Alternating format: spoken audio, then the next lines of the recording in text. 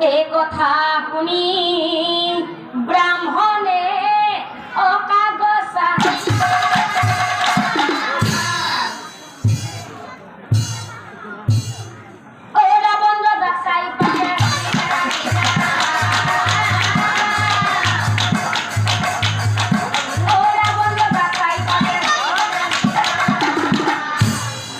ব্ৰাহ্মণে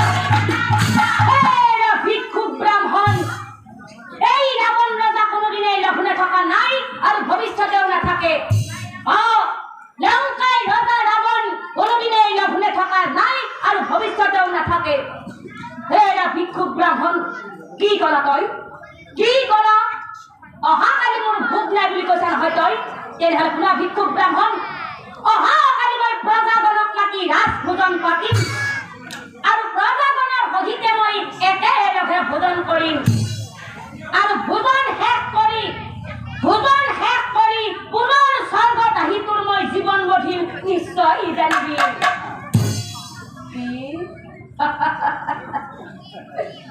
ৰাজা কি কলা ৰাজা কি কলা যে ভোজন শেষ কৰি পুনৰ স্বৰ্গত আহি তই মোৰ জীৱন গঢ়িবি ৰাজা ব্ৰাহ্মণে বোলে তই নালাগে আহিব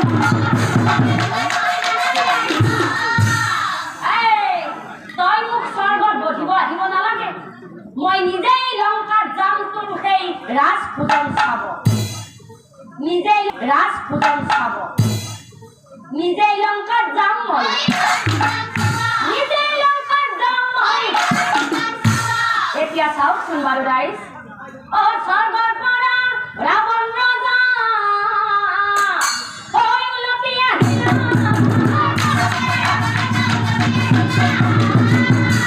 মন্ত্ৰীগণক বাজি লয়,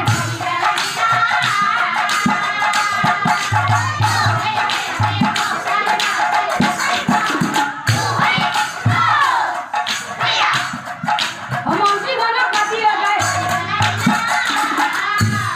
মন্ত্ৰীসকল অহাকালি আমাৰ ইয়াত ৰাজ ভোজন পাতিছো, সেয়ে সকলোকে নিমন্ত্ৰণ দিয়া গৈ।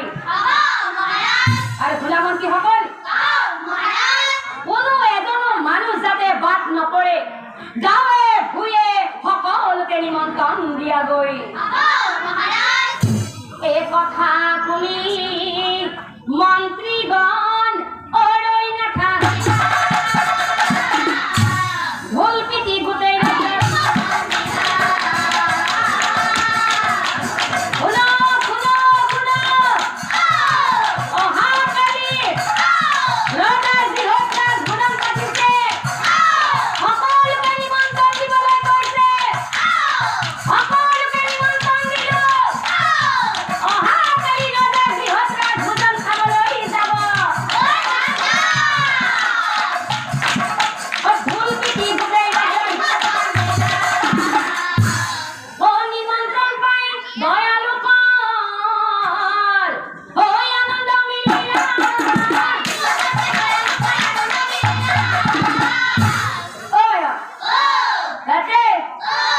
ৰজা গৃহত ৰাজ ভোজন পাতিছে। ইমান দিনৰ মূৰত আমি নাযাওঁকে থাকিম, যাবই লাগব। পিছদিনা হ'ব নহয়,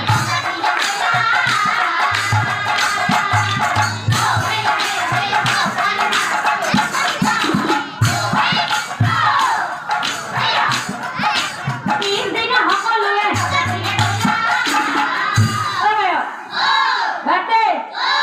ৰজা গৃহত ৰাজ ভোজন পাতিছে, আমাক খাব মাতিছে, খাবহে মাতিছে, গতিকে যাব লাগে আৰু খাব লাগে। কথাতে কৈছে, আমাৰ আইসকলে কব, মনে মনে বহি আছে, জোৰত কব কিন্তু। কথাতে কৈছে ভোজৰ কিহত, ভোজৰ আগত। আৰু আমাৰ বাপসকলে কব যে মেলৰ কিহত। অভ্যাসটো আছে, চবে মাতিছে একেলগে। তেনেহলে আমাৰ ডেকাসকলে কব যে যুদ্ধৰ কিহত। সেইটো আগতে মৰি আছে আগতে, যুদ্ধৰ আগতো নহয় পাছতো নহয়, যুদ্ধৰ সদায় মাজত। হঠাতে কৈছে ভোজৰ আগত, মেলৰ পাছত আৰু যুদ্ধৰ মাজত। গতিকে আমাক খাবহে মাতিছে, নাযাওঁকে থাকিম। ৰজাৰ গৃহৰ ভোজ যাবাই লাগব, খাবাই লাগব। গতিকে আহি থাক, আহি থাক। ৰজাৰ গৃহৰ ভোজ আজি গল গল মাৰি দিবি বাপকা, আহি থাক, আহি থাক। নাযাব চাবা, আহি থাক। উখল মাখল লাগে,